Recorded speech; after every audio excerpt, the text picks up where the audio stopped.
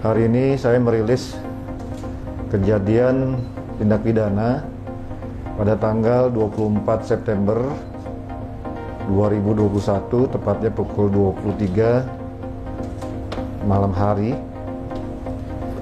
yang mana pada saat itu terjadi tindak pidana pasal 365 ayat 3 atau Undang-Undang Nomor 35 tahun 2014 tentang perlindungan anak, pasal 80 ayat 3 dan pasal 76C tentang penganiayaan berakibat meninggal seseorang dan tentang perlindungan anak.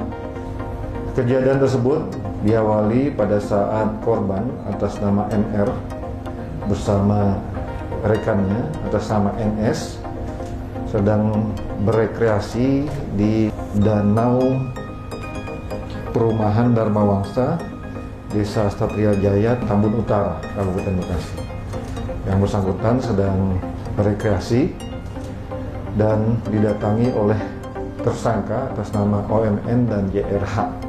Ya, kemudian memang ada kekurangan di tempat tersebut, yaitu penerangan kurang dan tempatnya sepi, sehingga ini seringkali dijadikan para pelaku kejahatan untuk melakukan kejahatannya seperti menodong, memalak, meminta sesuatu pada orang-orang yang sedang berekreasi di tempat situ. Kemudian pada saat itu OMN dan JRH meminta sejumlah uang kurang lebih 50.000 kepada korban atas nama MR, namun korban tidak memenuhi sejumlah yang diminta, hanya dikasih 2.000. Dan ini yang memicu kemarahan dari tersangka. Kemudian tersangka mengambil kunci kontak dari kendaraan dan merebut handphone dari korban. Karena merasa tidak senang atas perlakuan yang dilakukan oleh kedua tersangka tersebut, korban mengejar dan terjadi cekcok mulut. Dan tersangka memang dari awal dan terbiasa melakukan hal-hal seperti itu, sudah menyiapkan tespen. Ya, tespen itu alat pengecekan listrik seperti obeng dan ditusukkan ke dada korban. Itulah yang menyebabkan kematian korban karena menembus kepada jantungnya. Dan di tempat korban terjatuh, dibawa ke rumah sakit dan di rumah sakit meninggal dunia. Dari kejadian tersebut, tim dari Polres Metro Bekasi dipimpin oleh Kasat Reskrim dan tim dari Polsek Metro Tambun dipimpin oleh Kapolsek sama-sama mendatangi TKP, melakukan penyelidikan dan pengembangan kasus. Alhamdulillah pada tanggal 29 September tersangka sudah diidentifikasi, kemudian keberadaannya sudah diketahui dan dilakukan penangkapan di kediaman tersangka. Sampai saat ini sudah dilakukan penyidikan, sudah ditetapkan tersangka, dan sudah dilakukan penahanan terhadap tersangka tersebut. Adapun barang bukti yang sempat kita sita, yang pertama adalah motor. Ini motor,